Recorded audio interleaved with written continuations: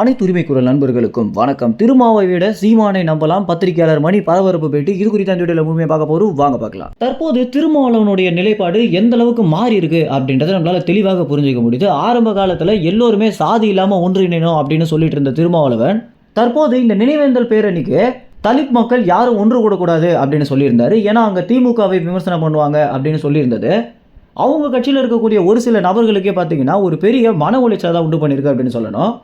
திமுக கட்சியோட கூட்டணி வச்ச பிறகு திமுக கட்சியை யாருமே விமர்சிக்க கூடாது அப்படின்ற நோக்கத்தில் திருமாவளவன் அரசியல் பண்ணிட்டு வந்துட்டு இருக்காரு அப்படின்னா இவர் தானே முக்கியமான திமுகவுடைய கைக்கூலியாக இருக்காரு அப்படின்னு சொல்லக்கூடிய பலர் விமர்சனமும் உண்மைதான் அப்படின்றது தான் பத்திரிகையாளர் மணி சொல்லக்கூடிய தகவலாக இருக்கு.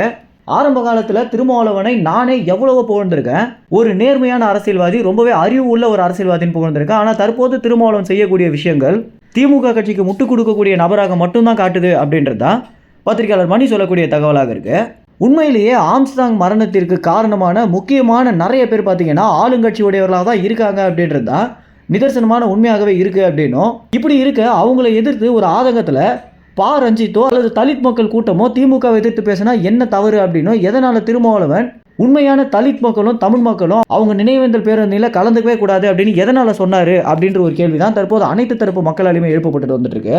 விசிக கட்சி ஆரம்பிக்கும் போது இருந்த திருமாவளவன் இவரே கிடையாது அப்படின்னும், தற்போது ஆளுங்கட்சியோட கூட்டணி வேண்டும் அப்படின்றதுக்காக எந்த அளவுக்கு வேணாலும் இறங்கி வேலை செய்யக்கூடிய நபராக தான் திருமாவளவன் இருக்காரு அப்படின்ற விஷயத்தை தான் பத்திரிகையாளர் மணி பார்த்தீங்கன்னா ரொம்பவே உறுதிப்படுத்தியிருக்காரு. ஏற்கனவே ரவீந்திரன் துரைசாமி, தராசு ஷாம் இது போன்ற நபர்கள் என்ன சொல்லியிருந்தாங்க அப்படின்னா, திமுக கட்சி யாராவது எதிர்த்தாலே அவங்க பிஜேபி கட்சி அப்படின்னு முத்திரை குத்திடுறாங்க அப்படின்னும், அது மட்டும் இல்லாமல் சீமான் திமுக கட்சியை விமர்சனம் பண்ணால் அவர் பொய் சொல்றாரு அப்படின்னு ஒரு முத்திரை குத்திடுறாங்க அப்படின்னும், யாரையுமே எதிர்த்து பேச விடாத அளவுக்கு திமுக கட்சி வேலை பண்ணிட்டு வந்துட்டு இருக்காங்க. இதுதானே பாசிச அரசியல் அப்படின்றது தான் இவங்க முன்வைக்கக்கூடிய விமர்சனமாகவே இருக்கு. முக்கியமான பத்திரிகையாளர்கள் ஒவ்வொருத்தருமே சொல்லக்கூடிய விஷயமே என்ன அப்படின்னா, திமுக கட்சி ஒரு சர்வாதிகார ஆட்சி தான் பண்றாங்க அப்படின்னு சீமான் அவர்கள் சொல்லியிருக்க விஷயத்தை தான் பார்த்தீங்கன்னா முக்கியமான அரசியல் விமர்சகர்கள் சொல்லிட்டு வந்துட்டு இருக்காங்க.